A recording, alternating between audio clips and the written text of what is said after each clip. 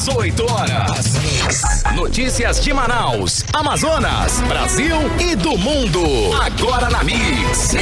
Mix, agora 6 horas e 1 minuto. Boa noite pra você que está ligado na 100,7. Boa noite pra você na sintonia certa. Você que está aí no melhor Mix do Brasil. Começa mais uma edição do programa 18 horas. Hoje é terça, em 5 de outubro, ano é 2021. Tudo bem, Karime Leão? Tudo bem, muito boa noite. Boa noite. Alô, galera do aplicativo Mana, aquele abraço, gente. Muito obrigada pela sua companhia, você sintonizado aqui na 100,7. Estamos juntos a partir de agora até às 7 da noite no programa 18 horas. 6 horas e 2 minutos. 18 horas. Vamos aos destaques de hoje do programa 18 horas. O Ministério Público do Amazonas faz recomendação ao governo do estado e à Prefeitura de Manaus para agendamento especial de consultas e entregas de medicamentos e fraldas a pessoas com deficiência e também idosas. A Câmara Municipal vai rever a lei que proíbe a distribuição gratuita de sacolas plásticas, que entrou em vigor no dia 1º de outubro. Os preços dos imóveis residenciais subiram no mês de setembro em Manaus e acumulam alta de 13,71% nos últimos 12 meses. E o governador Wilson Lima vetou o projeto de lei que proibia a apreensão de veículos por débito do IPVA em blitz do Detran Amazonas.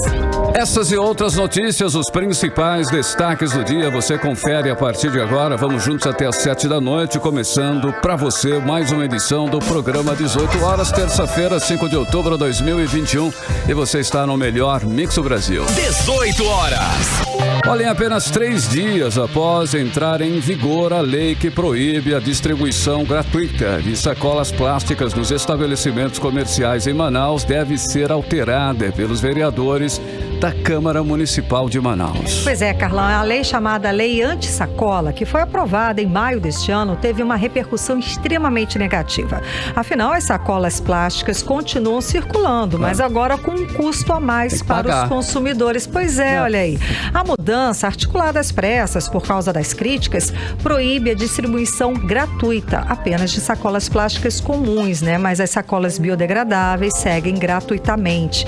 Entre os principais pontos, a modificação está o tempo para adequação. Os estabelecimentos pequenos vão ganhar aí mais 180 dias para se adequar. Isso seria aí um remendo à lei que está em vigor e foi aprovada por unanimidade pela Câmara Municipal de Manaus. O objetivo da lei é reduzir o impacto das sacolas plásticas no meio ambiente, mas o que se viu até agora foi apenas um custo a mais para o consumidor, que agora é obrigado a pagar de 15 a 60 centavos pelas sacolas nos comércios, Karime. Isso é agora no começo, mas você sabe como é, vai aumentando, daqui a pouco você está pagando R$1 por uma sacola, se continuar perto, assim. Né? Tá perto, exato. Sempre Tudo assim. Bem que a ideia é bacana, né? A gente... Claro, pelo ambiente. O impacto importante. do meio ambiente, tudo bem, né? E aí, essa intenção é legal, que aí a lei foi copiada de outras cidades, né? Desenvolvida justamente para isso, para estimular o uso de sacolas, para desestimular o uso dessas sacolas plásticas, tá?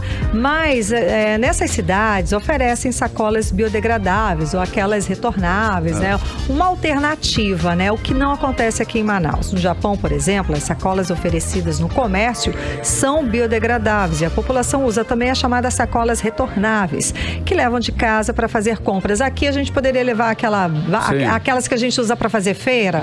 É o que seria, né? A gente deveria voltar com isso. Bom, isso tudo passa por um processo de conscientização e aos poucos, né? Não é do dia para a noite que a gente vai mudar um hábito desses, né? Não vai ser de uma hora para outra, né, Carlão? E é claro que é necessário fazer aí os ajustes na lei para que o consumidor não seja o único, como sempre, a pagar pela mudança, pagar a conta. E mais que isso, que se faça campanhas também para conscientizar, né? Campanhas de conscientização e de esclarecimento sobre os prejuízos que as sacolas plásticas causam aí ao meio ambiente. Todos nós sabemos disso. E que só a participação de todos é que nós conseguiremos aí, no final, aí, preservar o meio ambiente, que é a grande intenção do projeto. Pois é, Carlão, e é coletivo, né? Sim. É uma atitude que tem que ser coletiva. De nós. Exato, exatamente. Bom, o projeto que criou a lei, de autoria da vereadora Glória Carrante, foi aprovado pela Câmara Municipal de Manaus no dia 12 de abril deste ano. Vamos saber mais detalhes sobre as possíveis mudanças dessa lei polêmica agora na reportagem de Hector Silva. A polêmica mais recente da Câmara Municipal de Manaus, sem dúvida, foi a Lei número 485/2021, que proíbe a distribuição de sacolas plásticas dos estabelecimentos comerciais. A lei proposta pela vereadora Glória Carratti em abril deste ano não vem funcionando conforme a sua proposta, que era a preservação do meio ambiente. Na prática, as sacolas se tornaram um novo produto para o comércio e um prejuízo aos bolsos dos consumidores, já que as sacolas plásticas vêm sendo comercializadas a custos que vão de 3 centavos até 60 centavos.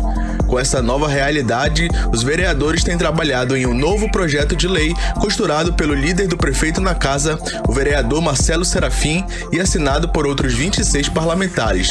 O outro projeto libera a entrega de sacos biodegradáveis e a venda pelo preço de custo das sacolas plásticas por supermercados.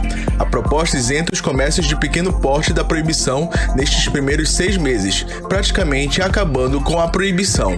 A lei, ela nasceu com a intenção da gente dar a nossa contribuição para o meio ambiente e eliminar, né, essa cultura de sacola plástica o tempo todo. Só que alguns empresários mal intencionados, eles utilizaram essa lei para poder aferir lucros abusivos. Enquanto tem supermercado cobrando 3 centavos numa sacola, tem supermercado cobrando 60 centavos numa sacola. E a Câmara não pode ficar passiva, né, nesse tipo de situação. Então, o que está sendo feito? Os grandes supermercados, que são, na verdade, os maiores distribuidores e propagadores desse tipo de sacola, eles ficam liberados para darem, né, ou até vender as sacolas biodegradáveis. Mas a sacola biodegradável, ela não está proibida, ela pode ser totalmente distribuída no prazo de 180 dias. Então, nos próximos 180 dias, eles vão poder utilizar essas sacolas biodegradáveis, dando inclusive para a população. Os pequenos comércios, eles só entrarão nesse sistema daqui a 180 dias. Então, daqui a 180 dias, a drogaria, o mercadinho de bairro, todos eles terão que operar somente com sacola biodegradável. Então, eles não poderão utilizar mais aquelas sacolas de plástico. O projeto foi votado e aprovado nesta terça-feira e já deve ser entregue ao prefeito de Manaus amanhã. O projeto foi deliberado ontem, né? A gente aprovou o regime de urgência dele e a nossa intenção é entregar ele aprovado para o prefeito Davi até esta quarta-feira. Então a gente vai trabalhar de forma célere hoje e amanhã para que a gente possa cumprir todos os prazos e devolver ao prefeito Davi essa lei aprovada já na próxima quarta-feira, depois amanhã no caso. Apesar dos esforços, o embaixador do Instituto Lixo Zero em Manaus, o biólogo Daniel Santos, destaca que a implantação de sacolas biodegradáveis em todos os estabelecimentos comerciais não é a melhor solução. As sacolas plásticas, elas têm um prazo de decomposição 300, 400 anos. Essas sacolas biodegradáveis, ela tem um tempo mais rápido, né? Porque eles colocam um polímero, colocam uma substância dentro das sacolas plásticas e ajuda a decomposição mais rápido. Mas isso não é ideal, né? O ideal mesmo é que as pessoas utilizem outros meios, né? Que não sejam as sacolas plásticas, sejam as sacolas retornáveis, sejam caixas de papelão, sejam outro tipo de caixas, para que não usar mais sacolas plásticas, nem elas sacolas plásticas normais, nem biodegradáveis ou biodegradáveis, né, que até mesmo ainda levam muito tempo ainda para se decompor no meio ambiente. Hector Silva para o 18 horas. Você está ouvindo 18 horas. Olha, Manaus, dose de reforço da vacina contra a Covid-19 é liberada para os trabalhadores de saúde de todas as idades. Até esta sexta-feira, dia 8, 40 pontos de vacinação vão funcionar das 9 da manhã até as 4 horas da tarde para atender a população. Pois Pois é, Carlão, e além dos 5 pontos estratégicos, que são o Sambódromo, o Centro de Convivência da Família Padre Pedro Vignolo, o Estúdio 5 e o Clube do Trabalhador do SESI, a Prefeitura vai disponibilizar outras 35 unidades de saúde para atender a população em todas as zonas de Manaus. Lembrando, Karime, que a vacinação segue para o público a partir dos 12 anos, com a primeira e a segunda dose, para idosos a partir de 60 anos, a dose de reforço. A lista dos locais e horários para vacinação estão no site imuniza.manaus.am.gov.br. Então, aquela história, né, galera? Se você ainda não se vacinou, ainda está faltando alguma das doses, vá lá, não perca tempo, completa o ciclo vacinal, porque a gente sabe que com a vacina, os números do mundo inteiro, os números da Covid despencaram, graças a Deus. Existem cidades até aqui no Brasil desobrigando o uso da máscara, tanto em espaços públicos quanto fechados, né? Os espaços abertos e fechados, ou seja, os números estão aí para a gente saber, conferir que a vacina funciona sim. Então vamos lá, diminuiu os números de casos de internação e de mortes. A vacina salva vidas, galera. E o governo do estado anunciou que vai sortear, Karime, 3 mil ingressos para o jogo entre Brasil e Uruguai para quem já tomou as 2 doses da vacina contra a Covid-19. O jogo acontece aqui em Manaus no próximo dia 14 de outubro. Tá logo aí, né? E de acordo com o governo, o objetivo da ação é estimular as pessoas a se imunizarem. Tá vendo, gente? Bora, olha aí. Para participar, né? Podem participar do sorteio todas as pessoas que moram no Amazonas e já tomaram as 2 doses da vacina contra a Covid-19, é claro. E para participar, é preciso se inscrever entre os dias 5 e 11 de outubro no site Vacina Premiada. Daí você informa aí o nome, telefone, endereço, número do RG e CPF. Mas atenção, tá? Vai ser sorteado um ingresso por CPF, sendo individual e intransferível. 18 horas. O Ministério Público do Amazonas faz recomendação ao governo do estado e também à Prefeitura de Manaus para agendamento especial de consultas e entregas de medicamentos e também fraldas a pessoas com deficiência e pessoas idosas. A decisão é o resultado de denúncias de pessoas com deficiência atendidas pela Central de Medicamentos do Amazonas. Vamos acompanhar mais detalhes sobre esse assunto agora na reportagem de Odiné Araújo.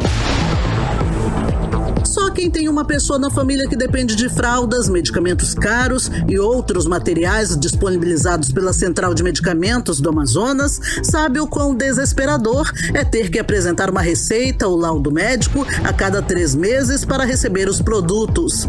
O problema está justamente na interminável fila de espera por consultas médicas e exames na rede pública de saúde. Denúncias assim chegam diariamente à Ouvidoria Geral do Ministério Público do Amazonas.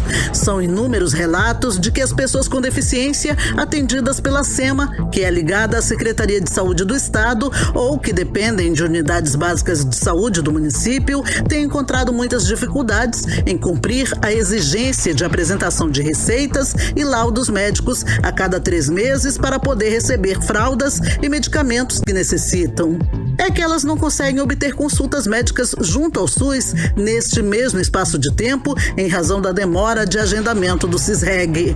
É o que relata o promotor de justiça, titular da Promotoria de Defesa dos Direitos Humanos da Pessoa Idosa e da Pessoa com Deficiência, Vitor Moreira da Fonseca. Então é exigido um laudo contínuo de 3 em 3 meses, mas não conseguiam marcar uma consulta nesse mesmo prazo.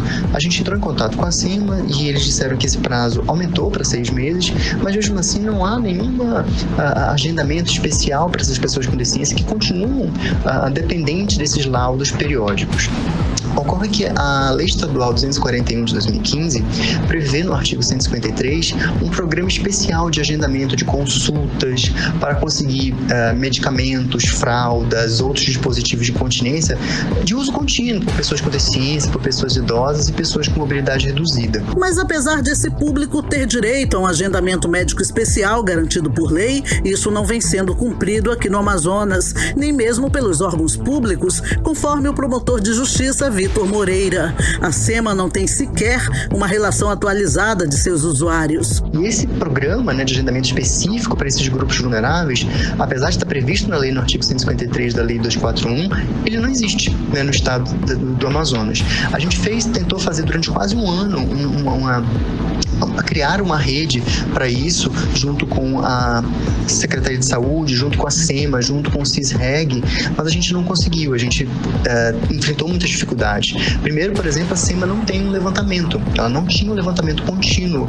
sobre essas pessoas, então a gente não sabe que público é esse. Apesar da SEMA ser toda informatizada, tem sistemas, eles não sabem quem são pessoas com deficiência, quem são pessoas idosas, eles não têm esse levantamento. Além disso, segundo a Promotoria da Pessoa com Deficiência, não existe uma coordenação da SEMA junto com o CISREG ou as UBSs. Por isso tudo, o Ministério Público recomendou às Secretarias de Saúde do Estado e do município, ao CISREG e à SEMA, que adotem medidas para que seja colocado em funcionamento o programa de agendamento de consultas ou entrega de medicamentos, fraldas e dispositivos de incontinência de uso contínuo para as pessoas com deficiência, idosos ou com mobilidade reduzida, conforme a Lei Estadual de 2015. Então, o sistema está todo desorganizado e não está cumprindo esse programa que está previsto na lei estadual. Então, é por isso o motivo da recomendação, para que o Estado, e especialmente a SEMA e a Secretaria de Saúde, coordenem esse programa para o agendamento dessas consultas, para a entrega desses medicamentos, para fraldas, enfim,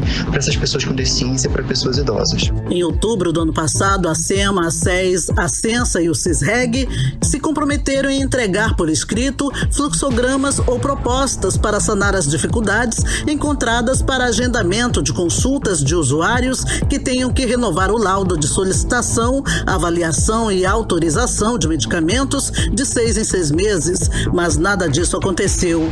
Por sua vez, a Censa informou que esse tipo de laudo médico só seria renovado por médico da atenção básica, quando o paciente for regularmente acompanhado por ele, e que não será permitida a emissão do laudo para pacientes que procurem a UBS com apenas esse fim.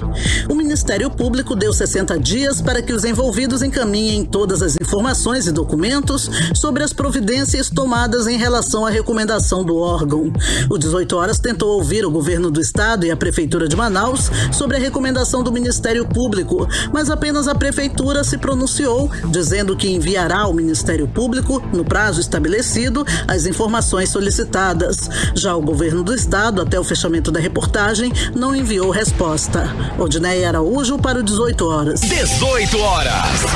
Olha, o Tribunal de Justiça do Amazonas elegeu hoje 2 novos desembargadores para o quadro do 2º grau da instituição, que tem 26 integrantes. Foram eleitos para os cargos de desembargadores o juiz César Luiz Bandeira e a juíza Mirza Thelma de Oliveira Cunha.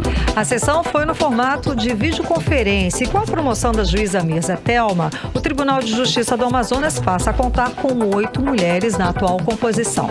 A posse dos 2 novos desembargadores do Tribunal de Justiça do Amazonas já está marcada. Será na próxima sexta-feira, dia 8, às 9 horas da manhã, em solenidade que vai ser transmitida pelo canal do Tribunal no YouTube. Mix. E neste dia 5 de outubro é comemorado o Dia Nacional da Micro e Pequena Empresa. A data traz uma reflexão sobre o papel do micro e pequeno empreendedor de forma a base da economia brasileira.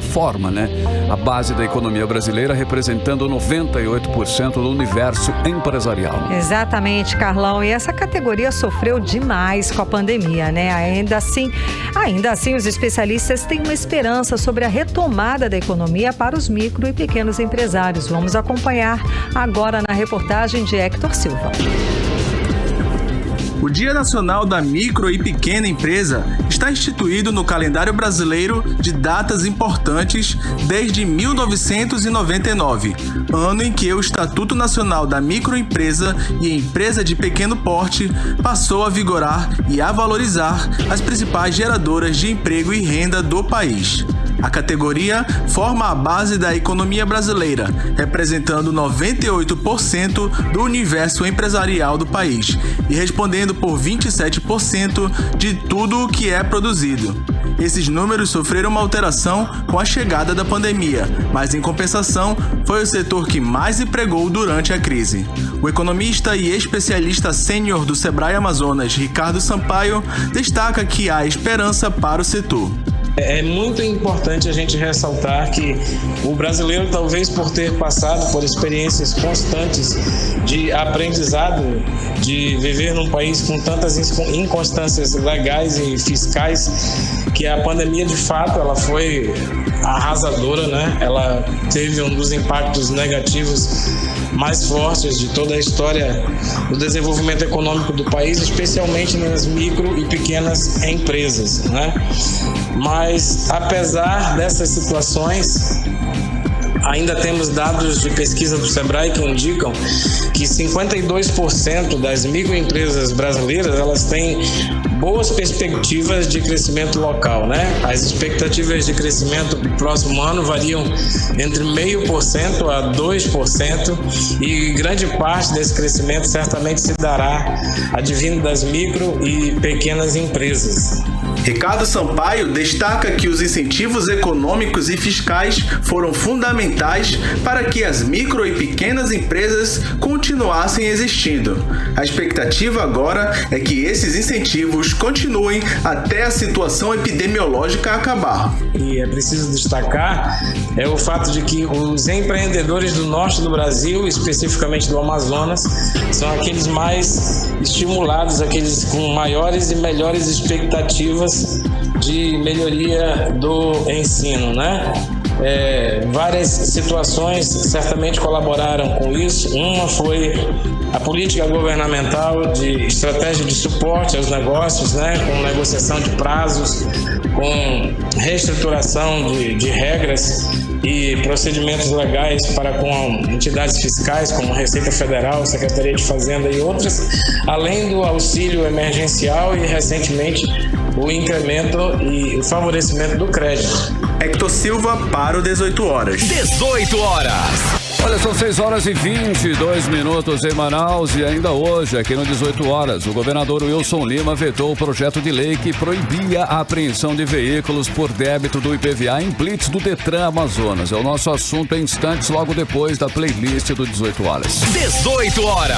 Agora nós vamos conferir a previsão do tempo em tempo e temperatura para esta noite de terça e também a madrugada de quarta-feira. Tempo e temperatura com Karime Leão. Previsão do tempo.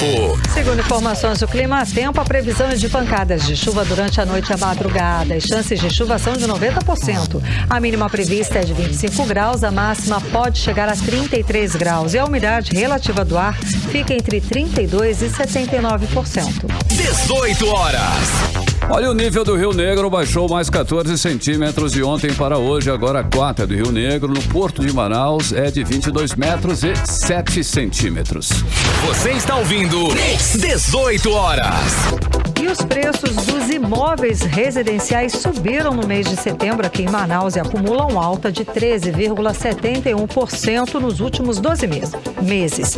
O metro quadrado na capital já ultrapassa os R$ 5.500. Isso segundo pesquisa do índice que monitora o mercado imobiliário no país, o FIPZAP. Mas a Associação das Empresas do Mercado Imobiliário do Amazonas afirma que a tendência é de estabilidade nos preços dos imóveis nos próximos meses. A repórter Júlia Gomes explica pra gente mais detalhes sobre esse assunto e nós vamos acompanhar agora aqui no 18 horas. O preço de venda dos imóveis residenciais subiu mais uma vez em Manaus. Esse já é o 6º aumento seguido do ano. O valor de venda dos imóveis subiu 0,48% em setembro, segundo o índice FIPZAP. Em agosto, os preços avançaram 0,77%. O valor médio do metro quadrado na capital amazonense no mês passado foi de R$ 5.517. O índice FIPZAP da Fundação Instituto de Pesquisas Econômicas monitora o comportamento do mercado imobiliário em 50 cidades brasileiras. No balanço parcial de 2021, Manaus acumula alta nominal de 8,11%. Na análise dos últimos 12 meses, a capital detém o quarto maior percentual, de 13,71%, na elevação de preços do mercado imobiliário nacional, sendo superada apenas por Vitória, Maceió e Curitiba. Henrique Medina, diretor da Associação das Empresas do Mercado Imobiliário do Amazonas, diz que a alta está alinhada com a média nacional, que foi de 0,43%, e que o aumento nos últimos meses no preço dos imóveis foi puxado pelo lançamento de novos empreendimentos no mercado local. O aumento que aconteceu nos últimos meses se deu muito por conta dos lançamentos de novos empreendimentos, que já adotaram novos preços, novos custos de construção e, portanto, novos preços de venda. Então, a partir do momento que você lança um novo produto, você disponibiliza novas unidades no mercado com preços diferentes, com preços acima, do que tinha antes, você eleva esse valor, essa média, que hoje está em 5.517. O diretor da ADEME afirma que há uma tendência de estabilização dos preços dos imóveis a partir da normalização no abastecimento dos insumos da construção civil. Mas Henrique Medina afirma ainda que é preciso ter cautela, pois o cenário pode mudar devido à alta nos preços dos combustíveis e do dólar. Acreditamos que estamos estabilizando esses preços, visto que alguns insumos da construção, como o aço, por exemplo, ele já começou a estabilizar, e acreditamos também que outros valores devem, portanto, estabilizar também. Temos que ver isso ainda com muita preocupação. O aumento dos combustíveis e do dólar é algo que preocupa muito o setor.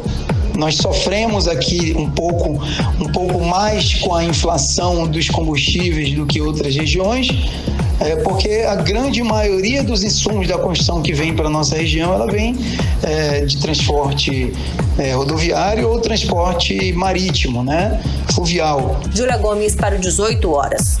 Você está ouvindo 18 horas. Entrevista do dia.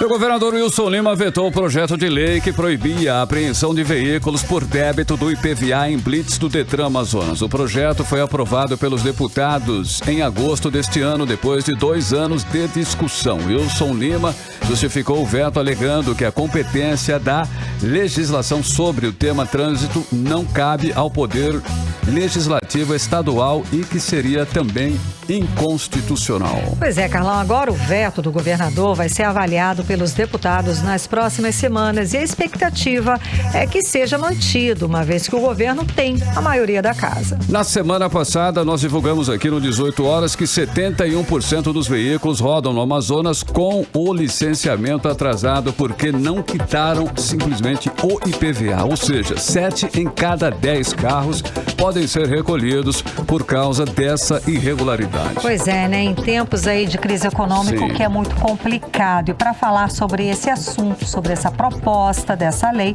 vamos conversar com o deputado estadual Wilker Barreto. Muito boa noite, deputado. Seja bem-vindo ao programa 18 horas. Tudo bem? Obrigado a todos os ouvintes. Obrigado pela oportunidade para esclarecer esse grande mal-entendido por parte do governo no que diz respeito a esta lei de minha autoria, que agora é da Assembleia, que proíbe que veículos possam ser recolhidos por atraso de imposto. Pois é, o argumento do governador, ele usou argumentos técnicos para vetar esse projeto de lei, não é?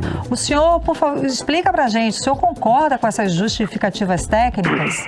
Bem, olha, qual é o primeiro equívoco do veto? Nós não estamos legislando sobre matéria de trânsito. Nós estamos legislando em matéria concorrente de imposto. IPVA é imposto, certo? E o próprio artigo 5º, inciso 54 da Constituição, com o 150 do inciso 4, é bem claro. Você não pode confiscar bens sem um devido processo legal. O que ocorre hoje é que você tem o seu bem confiscado no meio da rua sem o devido processo legal.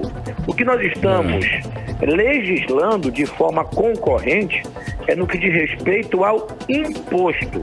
Ao mesmo tempo que nós não estamos incentivando o calote. O licenciamento continua obrigatório. Inclusive, já existem decisões do STF sobre esta matéria, certo? Do ex-ministro Maurício Correia. Ok, concluiu a sua fala, deputado? Não, porque a discussão é longa, porque você pode ter algum outro questionamento, mas os dois pontos que o veto ataca, na minha opinião, é pobre, porque eles acusam que a lei alcança a legislação trabalhista. Em nenhum momento eu adentrei a isso. Sim. Eu adentrei naquilo que a lei nos faculta. Okay. Você não pode ter o seu bem confiscado sem um devido processo legal. Ok, ficou bem entendido. Olha só, falta então sensibilidade do governo quando temos 71% dos veículos em atraso. Deputado, o que poderia ser feito para reduzir esse percentual de inadimplentes com IPVA? Olha, tem uma forma? Eu dou uma sugestão, por exemplo. Por que o pagamento do IPVA não é parcelado como é o IPTU? Por exemplo, um IPVA de 800, 1.000, 1.500 reais, você pagando em 3 parcelas, fica pesado. Ainda imagina, início de ano, tem matrícula, tem material de escolar, aí chega as primeiras 3 placas, 1, 2 e 3. Então, por que o governo não parcela o IPVA? Porque quando você tem R$ 1.500 parcelado em 10 parcelas, eu tenho certeza que R$ 150 é mais fácil de você arranjar do que arranjar R$ 500 de uma parcela de 3 vezes. Essa falta de sensibilidade, certo, é que infelizmente alcança esses patamares de inadimplência. Sem dúvida, deputado, até porque a gente vê, né, a projeção, né, de 10 carros, 7 estão com esse licenciamento em atraso. E a gente sabe que, claro, é um reflexo da crise econômica que veio com a pandemia. E no momento em que a gente vê gestores mundiais ajudando socialmente as pessoas, o cidadão, a gente também poderia ver o tipo assim, aquele feirão Serasa, limpa-nome, coisas, né, ações desse tipo para que o cidadão consiga pagar, né? Como o senhor falou, né? Divida em 10, 15 vezes, eu tenho certeza que ninguém gosta de andar irregular com medo de uma blitz. E por falar em blitz, deputado, o que a gente viu, ao mesmo tempo que o governador vetou esse projeto de lei, a gente viu que as blitzes foram intensificadas, seria aí uma proposta de caça-níquel até, não é, deputado? Olha, deixa eu explicar o seguinte para a sociedade entender. Certo. A Assembleia discutiu durante quase 2 anos essa matéria. O relator foi o deputado Serafim Correia, que fundamentou naquilo que eu já falei para vocês, da legalidade da matéria poder avançar. A Assembleia aprovou por unanimidade dos presentes em plenário. Veio o veto, e as razões do veto do governo são frágeis, tanto são frágeis que o relator da matéria do veto, delegado Péricles, pede a derrubada do veto. O apelo que eu faço aos deputados é que esta matéria tem um apelo social muito grande. Gente, não tem coisa mais constrangedora do que você, um pai de família, um trabalhador, ficar sem a sua moto e seu carro no meio da rua. 90% das famílias só tem um veículo. Esse veículo é o que leva o trabalhador para o trabalho, o pai que leva o filho para a escola, ou seja, fora os aplicativos, os mototáxis. O que eu quero passar para a Assembleia é que a matéria é constitucional, 2 relatores são contra o posicionamento do governo.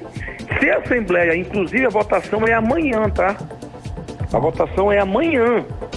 Se a base do governo, eu vou fazer um apelo, pelo menos uma vez, votem com o povo. Porque nós temos a CCJ dizendo que é constitucional.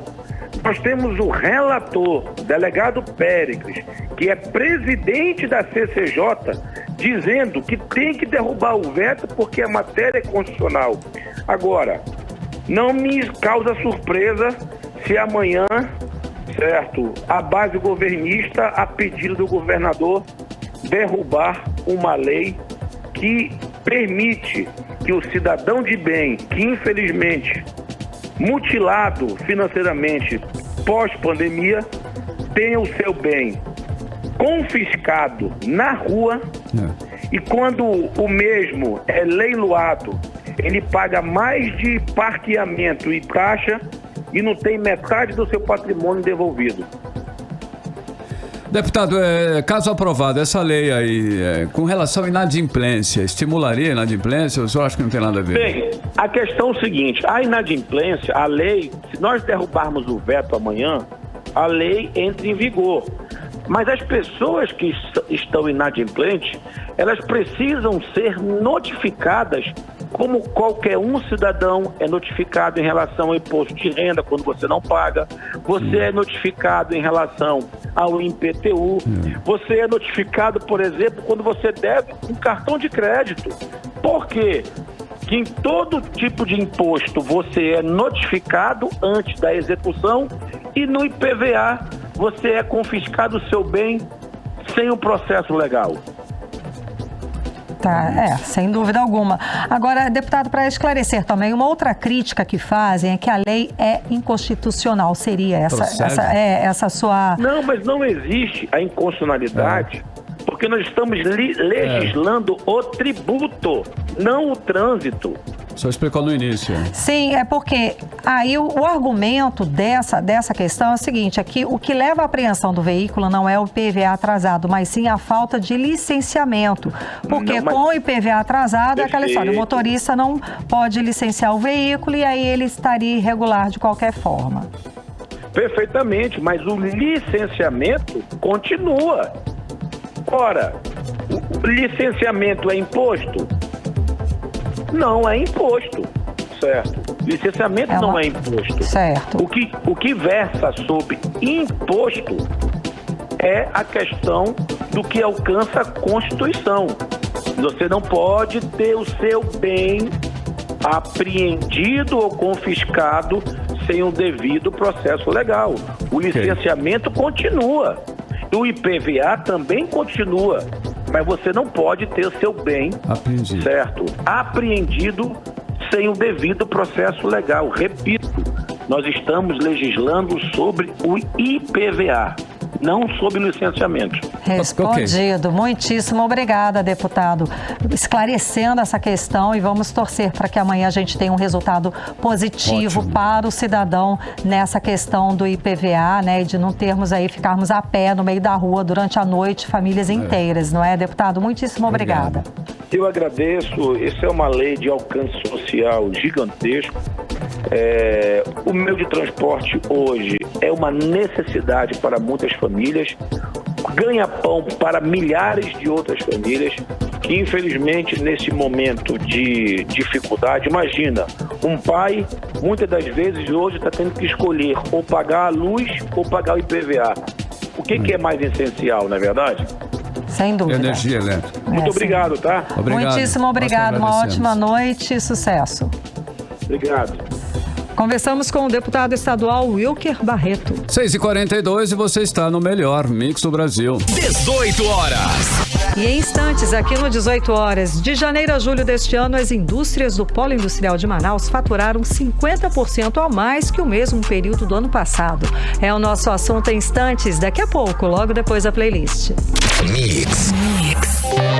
Também são 6h46 e a Comissão de Assuntos Econômicos do Senado Federal aprovou hoje um convite para que o ministro da Economia, o Paulo Guedes, e também o presidente do Banco Central, Roberto Campos Neto, prestem informações sobre as offshores que possuem no paraíso fiscal das Ilhas Virgens Britânicas. Pois é, Carlão, a gente conversou sobre esse assunto ontem, né? E a Câmara dos Deputados também, a Câmara quer explicações sobre o assunto e aprovou a convocação dos dois. Vamos agora chamar Brasílio, correspondente do programa 18 horas, o jornalista Carlos Eduardo Matos, que tem mais detalhes sobre esta convocação, sobre esta situação comissão. Então, Carlos Eduardo Guedes e o presidente do Banco Central vão ter que se explicar, não é mesmo? Boa noite, Karime. Boa noite, Carlão. Boa noite a todos. Bora. Olha, hoje a Câmara e o Senado se manifestaram sobre esse escândalo do Pandora Papers, que colocou o ministro Paulo Guedes no olho do furacão, revelando que ele possui empresas fora do país que renderam a ele 50 milhões de reais. Hoje, a Comissão do Trabalho, Administração e Serviço Público aprovou a convocação do ministro Paulo Guedes para ele prestar esclarecimentos sobre as empresas offshore em nome dele, em nome da filha e da esposa dele.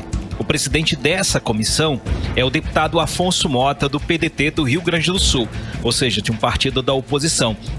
Na verdade, gente, foi uma votação muito rápida, que pegou de surpresa a tropa de choque do presidente Jair Bolsonaro, que não conseguiu evitar a aprovação da convocação do ministro. Convocação, ou seja, ele vai ter que ir sob pena da lei. Enquanto isso, enquanto a situação fervia na Câmara, Karime e Carlão, senadores da Comissão de Assuntos Econômicos aprovaram em 2 requerimentos convidando o ministro da Economia Paulo Guedes para explicar a existência dessas empresas offshore em paraísos fiscais. Em outra comissão, a de Fiscalização e Controle, aprovou também requerimento convidando o presidente do Banco Central, Roberto Campos Neto, para explicar sobre as empresas offshore em paraíso fiscal registradas em nome dele. Essas convocações pressionaram o governo e colocaram o ministro Paulo Guedes mais uma vez em uma situação insustentável junto ao Poder Legislativo. O ministro se manifestou apenas com nota, dizendo que os investimentos fora do país foram devidamente declarados à Receita Federal, à Comissão de Ética Pública e aos demais órgãos competentes. O presidente Jair Bolsonaro, até o momento, não se posicionou oficialmente sobre esse escândalo. Enquanto isso, Paulo Guedes vai ficando, né, gente? Agora, Karime e Carlão, mudando de assunto, agora há pouco... Diga, Karime. Era isso que eu ia falar. Agora há pouco, agora é um assunto que vai virar outra polêmica, e já virou, né? A coletiva do Arthur Lira jogando o peso do valor, né? Do alto valor dos combustíveis para o IPVA dos estados, não é isso, Carlos Eduardo? Explica pra gente. Exatamente. Por essa razão, estou entrando no terceiro bloco para tentar explicar, porque foi uma coletiva... Agora há pouco, né? Exatamente, para a gente tentar explicar para vocês o que Arthur Lira está tentando fazer. Ele fez essa coletiva de imprensa para falar sobre o preço dos combustíveis, porque na semana passada ele disse que a Câmara iria discutir o assunto com as lideranças partidárias, alternativas para tentar diminuir o preço, principalmente da gasolina. Nesse momento, na Câmara dos Deputados, ele está negociando com partidos da base e da oposição uma espécie de congelamento da alíquota do ICMS. Ele quer que o ICMS incida sobre o preço médio dos últimos 2 anos e não dos últimos 15 dias, como é hoje. Como os preços estão em alta nos últimos meses, a aprovação dessa proposta dele tenderia a manter ou reduzir o preço do ICMS da gasolina em 8%, do etanol em 7% e do diesel em 3,7%. Ele vem fazendo essa pressão para tentar levar essa pauta para ser votada ainda hoje na Câmara, por isso que está tendo sessão agora. Sim. Mas ele está encontrando muita resistência, principalmente dos parlamentares que apoiam os governadores dos estados. Vamos ouvir o que ele disse hoje à tarde em coletiva de imprensa. O problema que nós estamos analisando é que os aumentos que são dados nos combustíveis pelo petróleo e pelo dólar, o ICMS é um primo malvado, não é? Ele contribui e muito para o aumento dos combustíveis, de forma sempre geométrica. É aumento em cima de aumento, com toda a cadeia embutida nele. Quando nós pegamos, por exemplo, o estado de São Paulo, onde a gasolina tipo A na bomba de combustível é 2,83 e quando o imposto ADREM fixo do governo federal é 0,89 e o imposto estadual é 1,98, basta você somar 1,98 com 0,89 dá 2,87, portanto mais caro do que o litro de gasolina na refinaria. Se você faz um encontro de contas ou uma regra de 3 clara, esse ICMS custe a 70% do preço da gasolina na refinaria. Por quê? Porque ele vem sendo feito e somado em cima de todos os encargos de toda a cadeia produtiva. Então, as cotas são fixas, os valores são fixos, mas os aumentos sucessivos pela pressão do dólar e do petróleo fazem com que, neste momento, o ICMS precise ter um tratamento mais calmo, tranquilo, mas cada um sabendo que nós não estamos aqui trabalhando contra governos estaduais, nem contra satanizar nenhum tipo de federação, pelo contrário. Daí agora a gente acompanhou a fala do presidente da Câmara dos Deputados, Arthur Lira, que falou hoje, como a gente disse, em coletiva à imprensa, sobre os preços dos combustíveis. E na avaliação dele, o maior vilão do preço é o ICMS cobrado pelos estados. Aí é que a confusão começa, não é, Carlos Eduardo? Exatamente, Karime. Qual governador que vai permitir a redução do ICMS, sendo ele o principal imposto, a principal fonte de arrecadação nos seus estados para manutenção do serviço público, pagamento de servidores, entre essas outras coisas. Agora, essa discussão está acontecendo nesse momento na Câmara, como eu falei. Ele quer alterar, o presidente Arthur Lira quer alterar um projeto de lei complementar número 11 de 2021, que ele tratava sobre combustíveis de aviação, mas ele quer incluir um texto adicional, que é essa proposta. Então ele joga o texto para votar e coloca, se aprovar, ele sai ganhando, o texto vai para o Senado. Agora, nessa queda de braço, Lira está perdendo, Karime. Realmente. Porque, tomara, vamos ver, né? Vamos ver o que vai acontecer. Será que a gente consegue mais tarde ter uma boa notícia, né, Carlos Eduardo? Exato.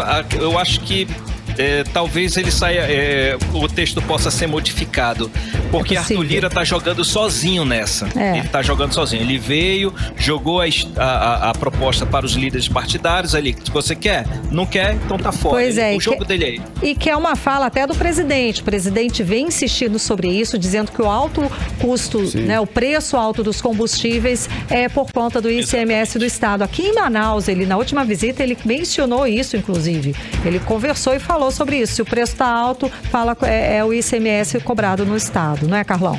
Exatamente. Tudo bem, Carlos Eduardo? Olha só, amanhã nós teremos aí o evento que vai oficializar a fusão entre o DEM, não é isso? E o PSL, surgindo então o União Brasil, um novo partido, é um partido que já nasce como o maior partido do país. Ele nasce já com peso, ele nasce já com uma representatividade bastante significante nesse próximo processo aí para 2022, a eleição, não é isso? Olha, Carlão, se fosse uma criança, seria um bebê de 4,5 kg. Está, foi aquele, o parrudo, né? O parrudo, né? Olha, tá tudo certo para a convocação da coletiva, da convenção coletiva do PSL e do DEM, que vai consolidar amanhã a fusão entre os dois partidos. O evento vai acontecer no Centro de Convenções Ulisses Guimarães, aqui no centro de Brasília, às 9 horas da manhã.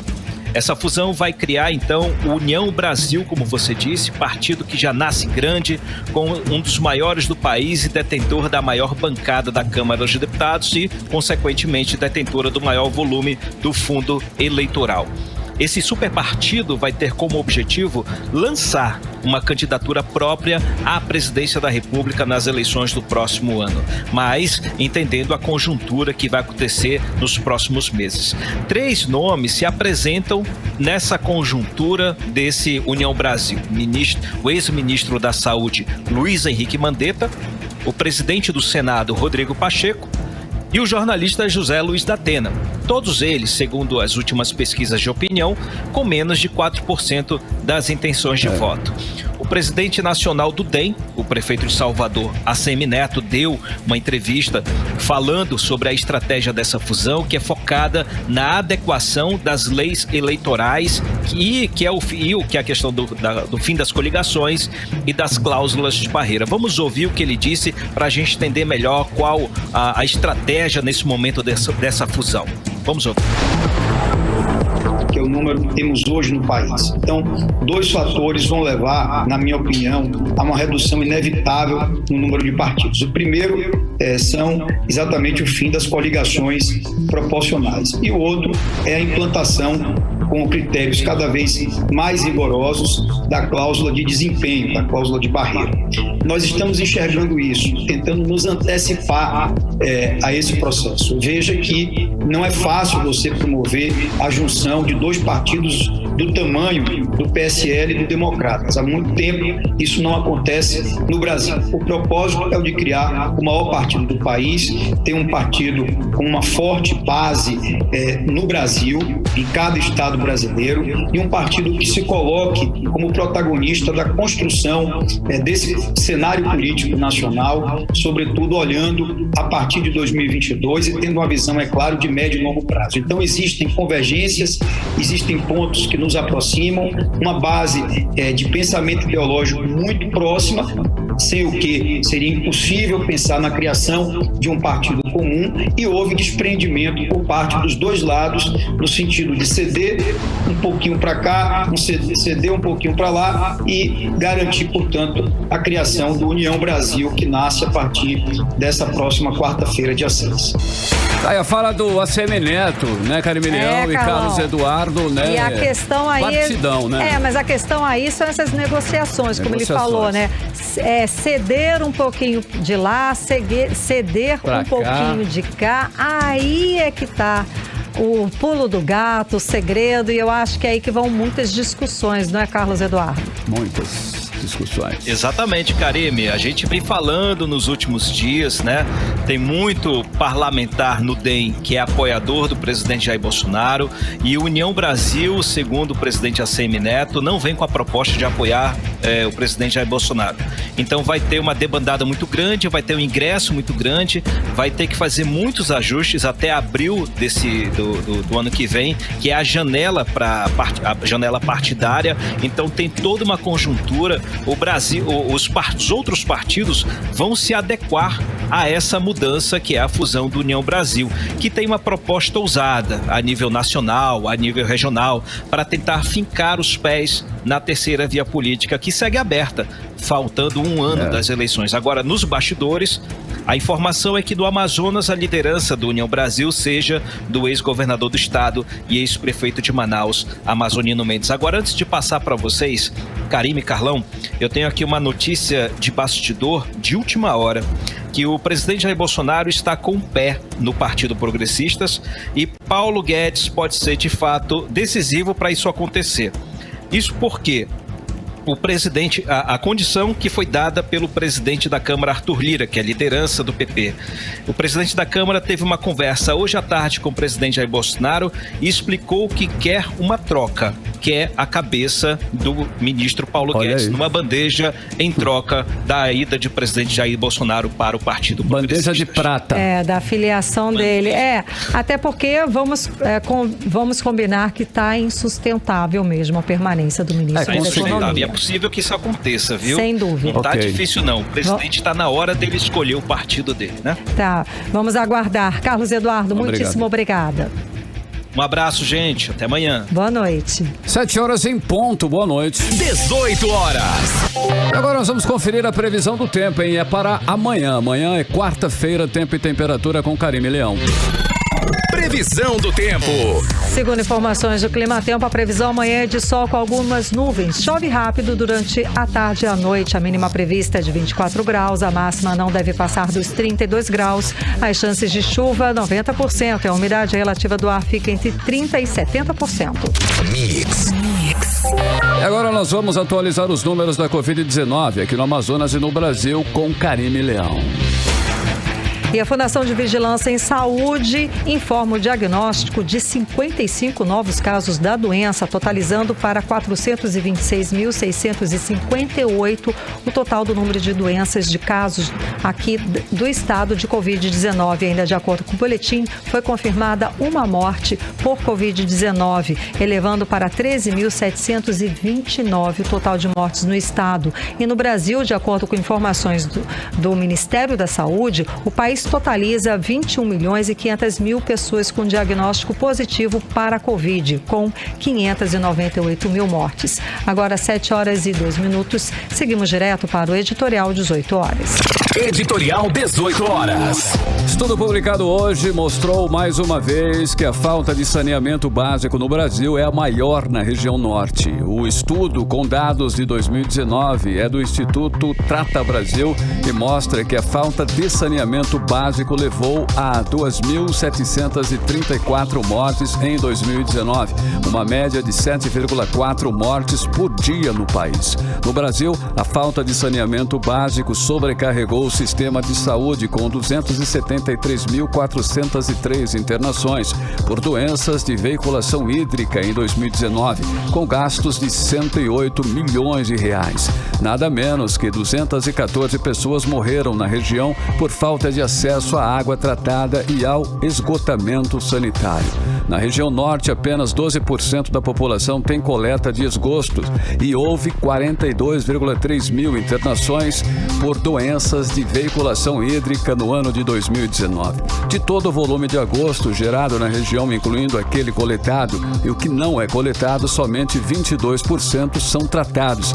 Além do atual desafio da pandemia de Covid-19, o Trata Brasil mostra que o país tem um desafio histórico da falta de saneamento básico que acaba levando pessoas aos hospitais diariamente. 18 horas. Cariminão, finalzinho de mais uma edição do 18 horas, 7h03, boa noite. Ok, boa noite, um beijo, até amanhã. Até amanhã, boa noite. Você ouviu 18 horas. As notícias do Brasil e do mundo, de volta amanhã.